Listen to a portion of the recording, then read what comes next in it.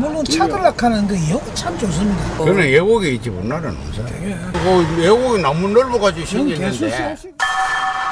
그러고 보니 장산범 상상도와 몹시 닮은 동물이 있습니다. 바로 나무늘보인데요. 앞다리가 길고 갈고리 모양의 발톱이 장산범의 특징과 비슷하기도 합니다. 하지만 보고 있는 사람이 오히려 숨이 넘어갈 듯 속 터지게 느린 이 나무늘보는 열대우림에서만 서식하기 때문에 동물원 밖에서 보인다는 건 불가능합니다. 대체 나무늘보와 생김새는 친척벌인 장산범은 누구일까요? 인터넷에 떠도는 유명한 장산범 목격담. 강원도 철원의 한 군부대에서 경계 근무를 서던 군인 앞에 갑자기 하얀 뭔가가 나타나 앉아있더랍니다. 역시나 순식간에 사라졌다는 이야기 속에 전문가는 답이 있다고 분석합니다.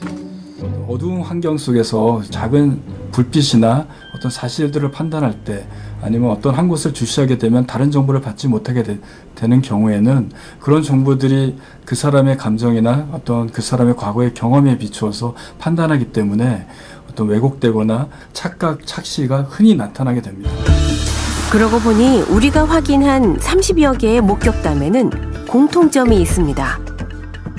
혼자 창밖을 보다, 어두운 산길을 홀로 걷다, 아니면 몰래 소변을 보던 중 장산범을 봤다는 겁니다. 대부분 어두운 곳에서 혼자 있을 때만 장산범이 보였다는 건데요. 장산범을 목격했다는 지역도 특이합니다. 상당수가 군시설 주변이었는데요.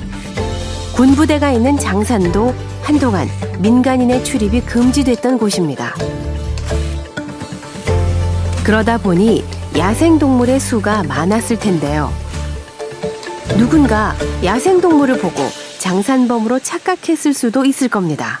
하지만 정말 순식간에 확 제가 보고 놀랄 정도로 빠르게 움직이더라고요. 직접 본 사람도 굉장히 털이 하얗고 보드라웠다고 얘기했었어요.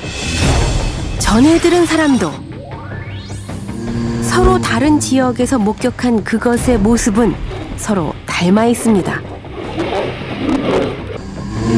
하얗고 탐스러운 긴 털, 헤드라이트처럼 빛나는 눈빛, 날쌘 움직임. 착각이라면 어떻게 이렇게나 목격담이 비슷할 수 있는 걸까요? 그런데 장산범을 쫓던 중 우린 놀라운 사실과 만났습니다. 조선시대 그때도 실체불명의 약간 정체불명의 괴물이 있었다. 급히 문헌이 보관 중이라는 역사 기록관을 향했습니다.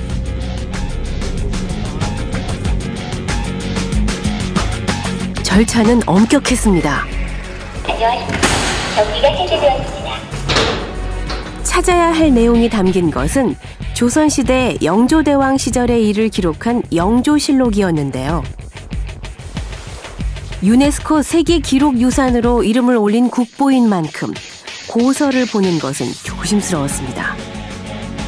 오동나무함에 귀중하게 보관돼 있던 실록 안을 들여다보면 260여 년 전 조선시대에 나타난 정체불명의 괴물의 비밀을 풀 수 있을까요? 기록에선 그것의 정체를 두 글자로 말하고 있습니다. 괴수인데요. 묘사한 내용 또한 참으로 괴상합니다. 평안도에 괴수가 있었는데 앞발은 호랑이 발톱이고 뒷발은 곰발바닥이며 머리는 말과 같고 코는 산돼지 같으며 털은 사냥 같은데 능히 사람을 물었다. 260여 년 전 있었던 이 일은 왕의 비서기관이던 승정원도 기록을 남겼는데요. 왕이 직접 물어봐요. 이 가죽이 뭐 큰가 이렇게 물어보니까 그때 그 한 명의 그 신하가 그 중호, 그 중간 호랑이보다는 이게 크고. 참 신기합니다. 조선시대에 나타난 괴수가 낯설지가 않습니다.